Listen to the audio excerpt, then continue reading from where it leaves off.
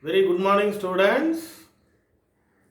So, in the last class, we have discussed about the transport of the water, how the water is transported to the various parts of the plant from the region of the root, and also we have discussed various theories explaining the transport of the water.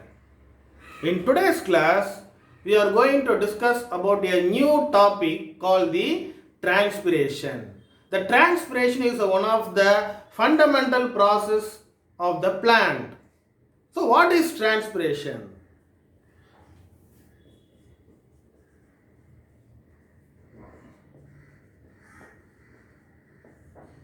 Transpiration. Transpiration is defined the excess of water is removed from the plant in the form of water vapor. When the plant is contain more amount of water, it may be undergoes to wilting process. So in order to prevent the wilting, the transpiration helps the plant to remove the excess amount of water from the plant in the form of water vapor.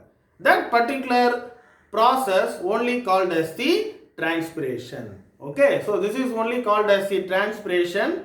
One of the important part which is present in the plant is responsible for the transpiration is the stomata.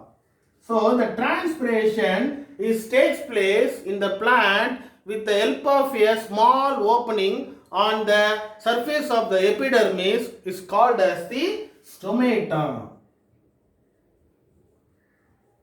Usually the stomata is present in the many parts of the plant, especially the aerial part of the plant. The aerial parts means which is including the leaf, which including the stem, etc. So these are all the branches of the stem.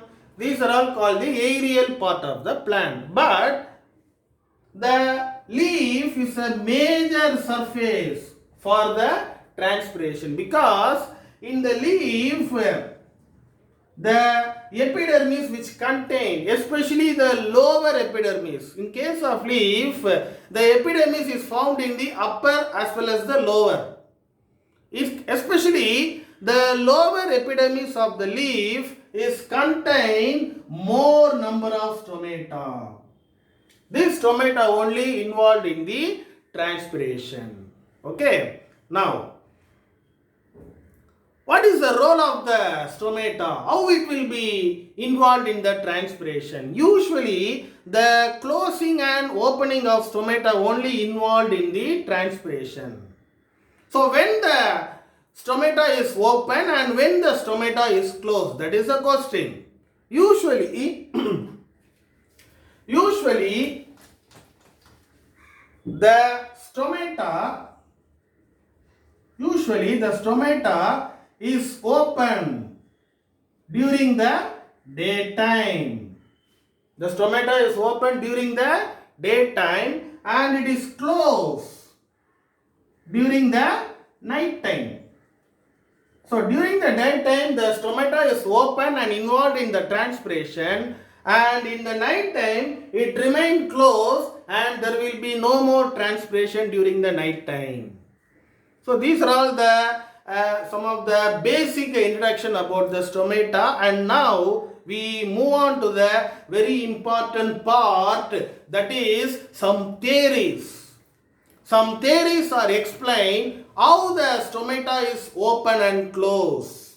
We are generally telling stomata is open at the daytime and it is closed at the night time. But what is the exact mechanism presence in the particular stomata, how they can be open during the day and how they can be closed during the night time? So there are several theories are explaining the movement of the closing and opening of the stomata. And before we move on to the theories, let me explain about the stomata and its structure, so that you can easily understand the important components of the stomata. Okay, let me draw the structure of the stomata and I will explain what are the important components of the stomata. Okay.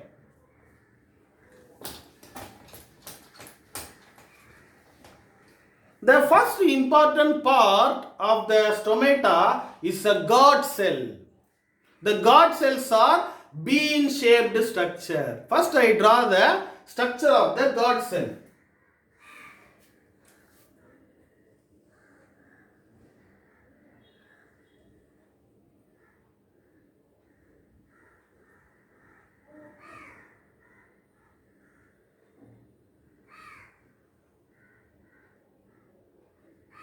So you can see the two bean-shaped structure, isn't it? The two bean-shaped structure which is called as the guard cell.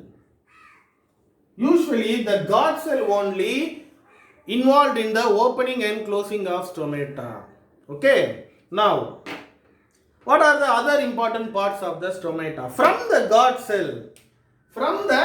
guard cell, there is a leaf-like structure. There is a leaf-like structure which is called as the subsidiary cells. The structure I draw in the green color, no? This is called as the subsidiary cells.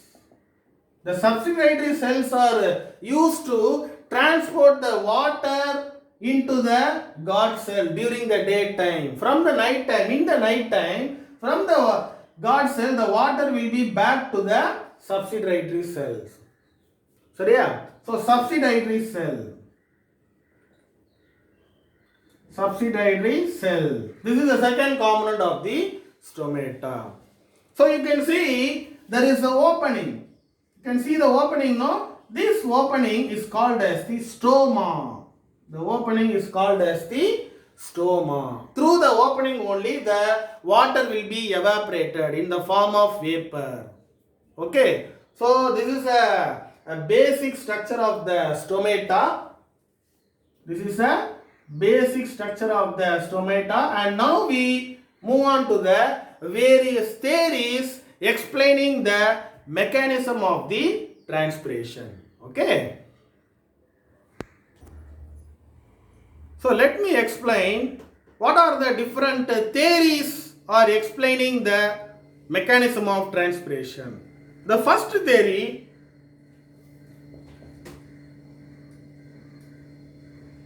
theories of transpiration. The first theory, what we are going to discuss, the theory of photosynthesis.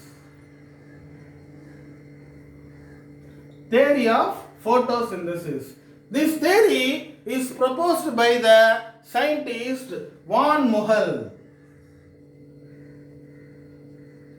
The name of the scientist. According to him, during the photosynthesis, the carbohydrates are produced. That is a normal phenomenon, isn't it? So, during the photosynthesis, the carbohydrates are produced. What he is telling, the carbohydrates are produced in the guard cell. Just now I explained about the guard cell, no? A bean-shaped structure. So, according to him, during the photosynthesis, the carbohydrates are produced in the guard cells with the help of one of the organelle called the chloroplast. This chloroplast in the guard cells are responsible for production of the carbohydrate during the photosynthesis. What he is telling, once the carbohydrates are produced with the help of the photosynthesis, the turgor pressure. Yesterday we have discussed about some important pressures, no? Among that the turgor pressure. So the turgor pressures are increasing in the guard cell. That turgor pressure makes the guard cells to open.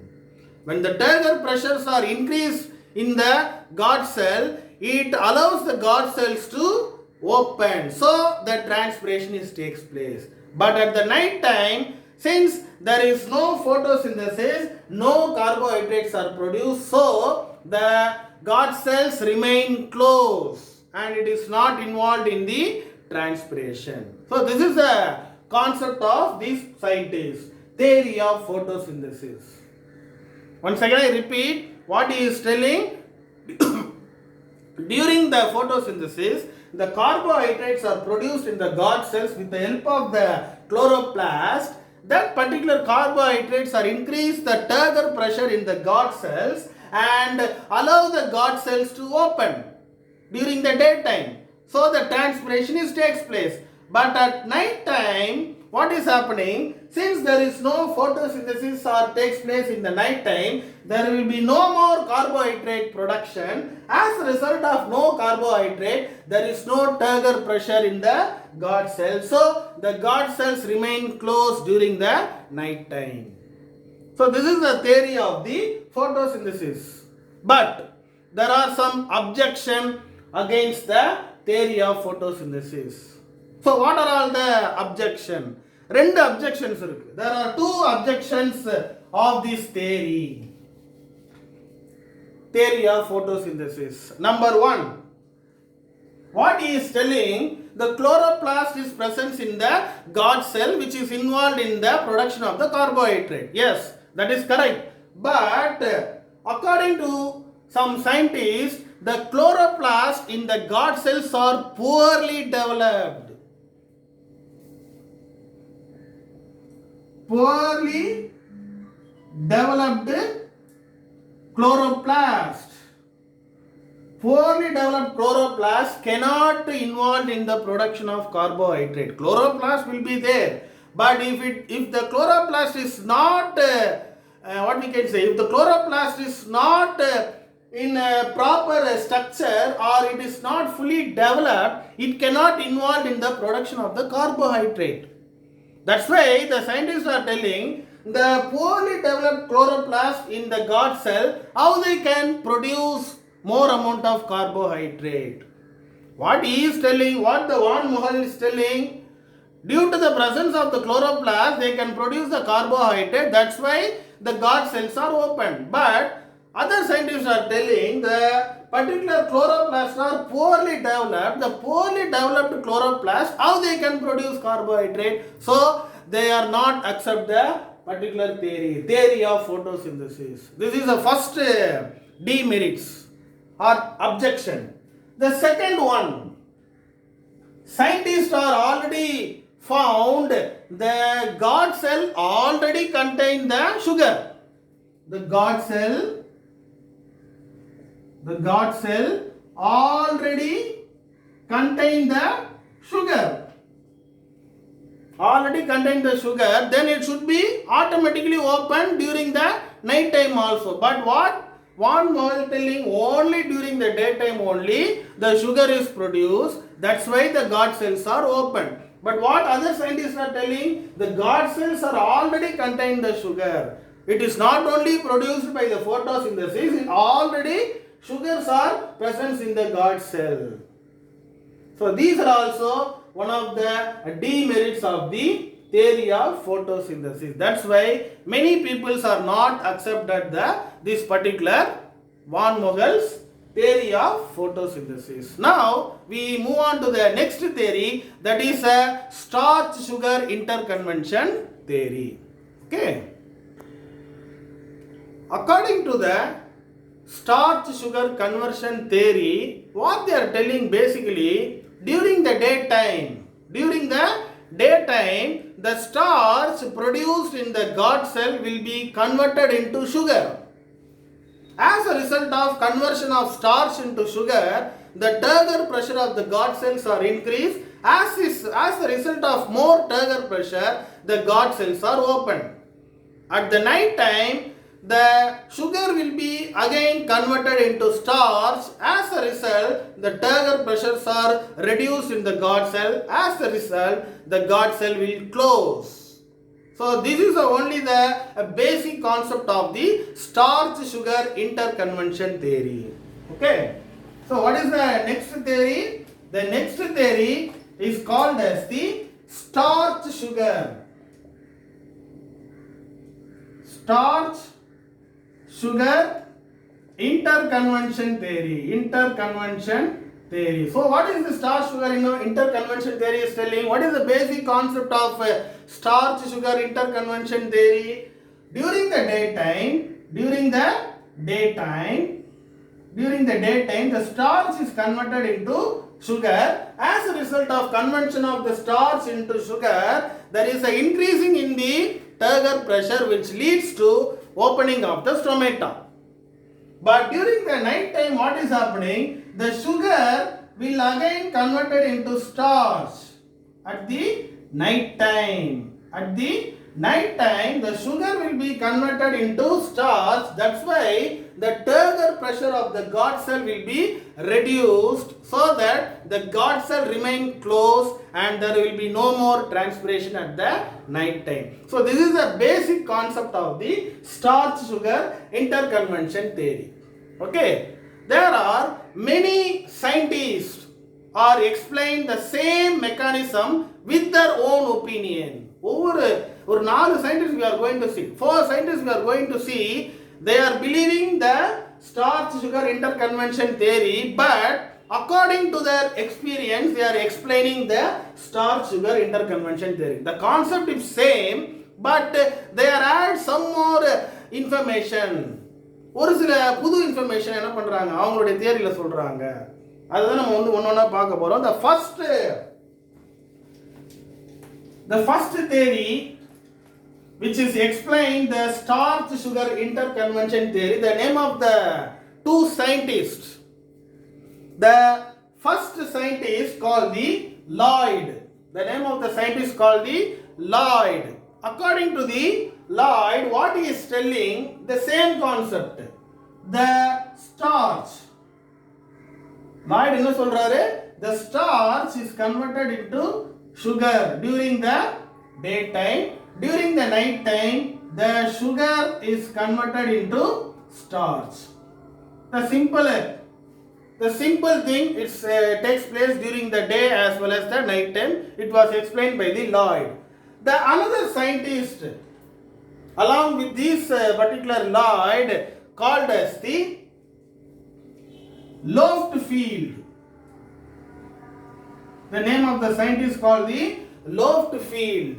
What he is telling, he found, especially the person is found the guard cell contain sugar. At the time during the daytime. He found the guard cells contain the sugar during the daytime. So the turgor pressure of the guard cells are more. As a result, there is a opening of stomata. And also he add another information. When the guard cells are contain the sugar, there is one important plasmolysis. Not plasmolysis, that is osmosis. It takes place. Yesterday we have discussed about the 2 types of osmosis, isn't it? One is the exoosmosis, another one is endoosmosis, isn't it? But what the Loftfield is telling, during the daytime the guard cells are containing the sugar. As a result of the guard cell containing the sugar, there is a endoosmosis. Endoosmosis takes place. Endoosmosis எப்படி நடக்குது? நான் முதல்ல உங்களுக்கு வரைஞ்சு போட்டேன் இல்லையா?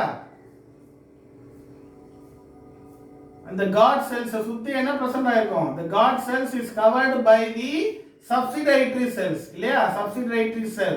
So by the endoosmosis, the water from the subsidiary cells are enter into the guard cell. From where? The water from the subsidiary cells are enter into the guard cell with the help of the endoosmosis. So the guard cell is become bulge and the stomata will open. During the night time, the opposite reaction takes place. What opposite reaction? The exoosmosis. So what will happen in the exoosmosis? The water from the guard cell will be moved back into the subsidiary cell. So there is no water in the guard cell. As a result of loss of water, the guard cells become shrink and the stomata will be closed during the night time. So this is the concept of the Loft field. So these two scientists are together explain this particular concept. Okay, so this is a first concept which is based on the starch sugar interconvention theory. The next theory, which is explained about the opening and closing of the stomata by the scientist called the Sayre. By the Sayre. This particular concept also based on what theory? Starch sugar interconvention theory. We are discussing about that theory only, but various scientists are explaining the same concept with the additional information. So what the Sayre is telling? What the Sayre is telling, he is talking about the pH. He is talking about the pH of the God cell. But the scientists which we have discussed in the early, they are not give any importance to the pH. They are explain only about the turgor pressure. But this Sayre is explained during the photosynthesis. What he is telling, during the photosynthesis, the pH of the God cell, the pH of the God cells are increased. What is happening during the photosynthesis? During the photosynthesis, the pH of the God cells are increased. As a result of more pH, the endoosmosis takes place. The same concept which was explained by the previous. The same endoosmosis.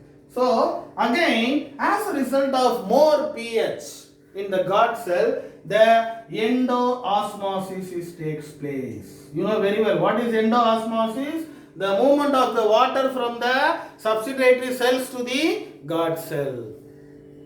At the night time, this is the daytime. The opposite reaction takes place during the night time. So during the night time, the pH of the God cells are decreased. The pH of the God cells are decreased. As a result of decreased pH, what is happening? The exoosmosis takes place. Exoosmosis. So what is exoosmosis? The water from the God cell is back to the subsidiary cell. So the stomata become closed and there is no transpiration. So this is only the concept of the Sayre. Okay. Now move on to the third scientist, Hans. The name of the scientist called the Hans. What the Hans is telling, he is talking about one important enzyme. One important enzyme, that enzyme only responsible for conversion of starch into sugar. What is the basic concept of the starch-sugar interconvention theory? The starch is converted into sugar during the daytime. During the night time, the sugar is converted into starch. But according to the ants, one of the important enzyme. What is the name of the enzyme? Phosphorylase.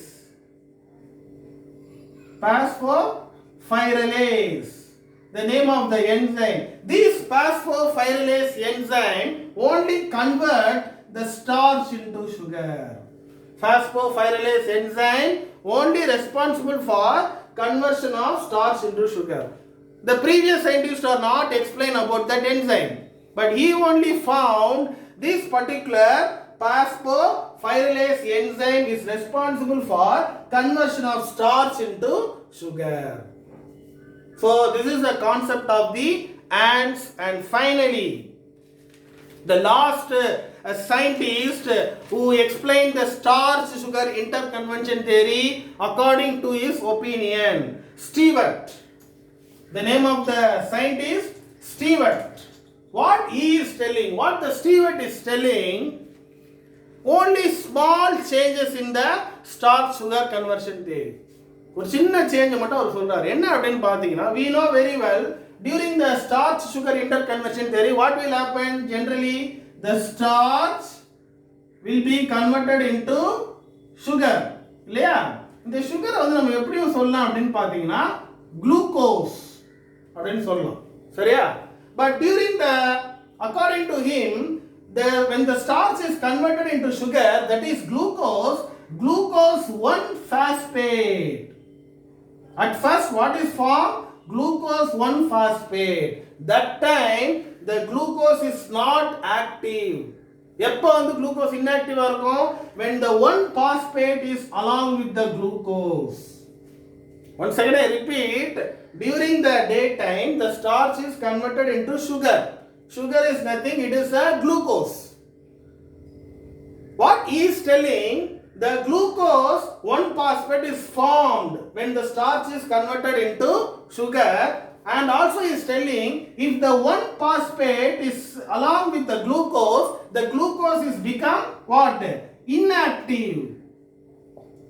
Glucose become inactive and there will be no turgor pressure in the guard cell. What he is telling, when the 1-phosphate molecules are removed, and the 1-phosphate molecules are removed from the glucose, that the glucose is become active. When the glucose is become active, the 1-phosphate molecules are removed from the glucose, that glucose is become active. As a result of active glucose, the turgor pressure of guard cells are increased and the guard cell is become open and the stomata is become involved in the transpiration. So the small changes only he has explained. Stewart explained about the starch sugar interconversion theory. Even though the starch sugar interconversion theory explained very well about the opening and closing of stomata, there are some objections. So what are all the objections? Number 1, the first objection, in the monocot, they are explained about the starch sugar interconversion theory in the dicot only, but they are not give any importance to the monocot, because in the monocot plant, the guard cells do not have starch. Starch கிடையாது. Photosynthesis நடந்தாலும் என்ன இருக்காது? There will be no more starch. Then the opposing team is asking how the starch can be converted into glucose. In the monocot plant, the guard cell does not contain the starch. Then how the starch can be converted into sugar? They are asking the question. So the people who are believing the starch sugar interconversion theory cannot reply to that question. So that is one of the demerits of the starch sugar interconversion theory. Now coming to the second demerit. No one explained, no scientist are explain how the sugar is involved in the opening of stomata. They are telling what? Starch is converted into sugar. As the result of formation of sugar, the stomata is open. But they are not give any experimental experimental evidence to prove that sugar only responsible for opening of the stomata. They are fails to explain with some another experiments. That's why it is also considered as one of the demerits. They are not properly explained how the sugar molecules are involved in the opening of. They are telling sugars are increasing the turgor pressure. Then what is the mechanism of increasing the turgor pressure? They are not explained. That's why the theories are failed. Many people are not accept this particular theory. And the third objection, one of the scientists, Sayre, was explained about the pH, isn't it? When the pH is increased due to the photosynthesis, which is responsible for opening of the stomata. But according to the opposing people, they are telling the pH is not only the reason for increasing the turgor pressure. When the pH is increased, there is no evidence that pH is responsible for increasing the what pressure? Osmotic pressure. So that particular person cannot also give reply to the particular question. So finally, these three objections are one of the reason for failure of the starch-sugar interconvention theory. Even though many people are not accepted, this is given the basic concept how the stomata is open and closed. Some of the people are believing this starch-sugar interconvention theory. Some people are not accepted. So that's all about the starch-sugar interconvention theory. And finally, we are move on to the last theory, that is the K plus ion theory, potassium ion theory. That only we are going to discuss now. Okay. Now we move on to the next theory, the last theory, to prove how the stomata is open and closed during the day and night time. The name of the theory is called the K plus transport theory.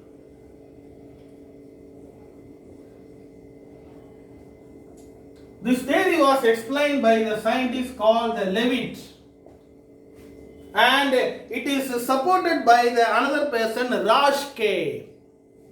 These both scientists are explained the K plus transport theory, potassium ion theory. The theory is explained more interesting. This theory. They are explaining this theory in two ways. The first way, they are explaining in the daytime. After that, they are explaining in the night time. How the stomata is open at the daytime, how the stomata is closed at the night time. That only they are explaining. Okay. During the daytime, please note down this flow chart so that you can easily understand while you are reading for your exams. Okay. Now, the starch. We can start from the starch. You know very well, starch is produced due to the photosynthesis in the guard cell, because the guard cell is contained the chloroplast. Now, we can start from the starch. So, during the daytime, so during the daytime, the starch is converted into malic acid. Malic acid. First, it is converted into malic acid. Then the malic acids are dissociate. After the formation of malic acid, what is happening? The malic acids are dissociate into malate. Into malate plus protons. Malate ion. Malate ion and protons. ரெண்டு components என்ன பண்ணுது produce ஆகுது. இதெல்லாம் எங்க நடக்குது? In the guard cell. நான் ஒரு வாட்டி இந்த இடத்துல வரையறேன்.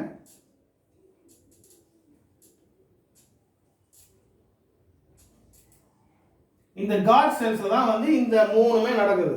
Starch is converted into malic acid. Malic acid is dissociated into malate ions and protons. The protons produce ஆகுது பத்தியா? இதெல்லாம் எங்க ப்ரொடியூஸ் ஆகுது? இந்த guard cells குள்ள. இல்லையா? guard cells குள்ள தான் இதெல்லாம் நடக்குது. இது பக்கத்துல என்ன இருக்கும்? The subsidiary cell. The subsidiary cells will be here, isn't it? Now, after the formation or after the dissociation of malic acid into malate ions and proton, the proton will enter into the subsidiary cell. Protons என்ன பண்ணுது? They enter into the subsidiary cell as a result of entry of the proton. Already the K plus ions வந்து இந்த subsidiary cells குள்ள இருக்கும். Already the K plus ions are produced in the subsidiary cell. Once the protons are entered into the subsidiary cell from the guard cell, the K plus ions are entered into the guard cell. Could you understand? There is an exchange takes place. When the proton enter into the subsidiary cell, from the subsidiary cell, the K plus ions are entered into the guard cell. So K plus ion once enter into the guard cell, automatically the turgor pressure of the guard cells are increased. As a result of more turgor pressure, the water from the subsidiary cells are entered into the guard cell. What is happening? When the K plus ions are entered from the substitutory cells to the guard cell, the turgor pressure of the guard cells are increased and the movement of the water from the substitutory cells to the guard cells are takes place. So when the water is enter into the guard cell is become bulge and the stomata will be open. That's why the stomata is open during the daytime. Actually, this is one of the good theory that proves how exactly the stomata is open during the daytime. How the stomata is opening during the daytime? Once again I repeat, the starch is produced as a result of the photosynthesis.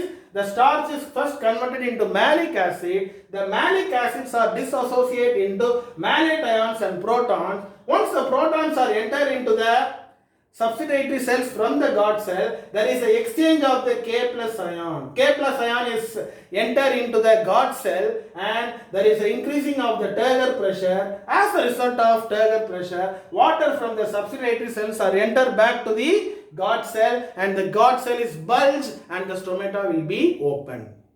Okay. So by this way the stomata is open during the daytime. Now what is happening in the night time? What is happening in the night time? In the night time, I திருப்பி அந்த guard cells வரையறேன் so that you can easily understand. Okay. So during the night time, already in the substitutory cells வரைஞ்சிருக்கேன். Let me draw the substitutory cells so that you can easily understand the concept. Okay. So already the water is present in the guard cell during the daytime, but in the night time what is happening? There is no photosynthesis, isn't it? But more carbon dioxide will be there inside the guard cell, because in the guard cell only the chloroplast is present, the chloroplast involved in the photosynthesis. But during the night time the guard cell contain more carbon dioxide,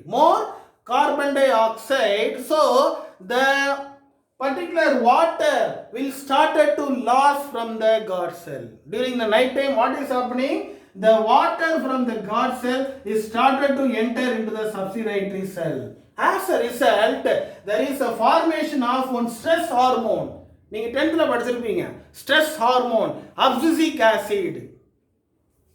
ABA, abscisic acid, ABA. It is one of the stress hormone of the plant. So when the water is started to loss, the abscisic acids are enter into the guard cell. எதுல இருந்து substitutory cells வந்து என்ன பண்ணுது? guard cells குள்ள எது enter ஆகுது? abscisic acid. As a result of abscisic acid, more water loss takes place. இங்க இருக்கக்கூடிய water எல்லாம் எங்க போயிடுது? substitutory cell, and also the turgor pressure also reduce. The turgor pressure in the guard cells also reduce. So these three changes are takes place at the night time. What is the three changes? Accumulation of more carbon dioxide, loss of water from the guard cells into the substitutory cell, and one important stress hormone called the abscisic acid is produced. As a result of this, the turgor pressure of the guard cells are reduced, and finally the guard cells become shrink and the stomata will be closed. Stomata will be closed. So by this way the stomata is closed during the night time. So this is a mechanism of the K plus ion transport, which was explained by the Levitt and another scientist. Hope you all understand about the movement of the stomata, how the stomata is opening and closing during the day and night time. Hope you all understand about the concept. So once again revise what we have discussed in the class. First we discussed about the term transpiration. Then we have discussed about the structure of the stomata. Then we discussed various theories are explaining about the opening and closing of the stomata. So that's all about the today's class. By the next class we will discuss what are all the important internal and external factors are responsible for the transpiration. That only we will discuss. We are going to discuss in the next class. So please study all the theories of opening and closing of stomata, and get ready for the next class. Okay. Thank you, students.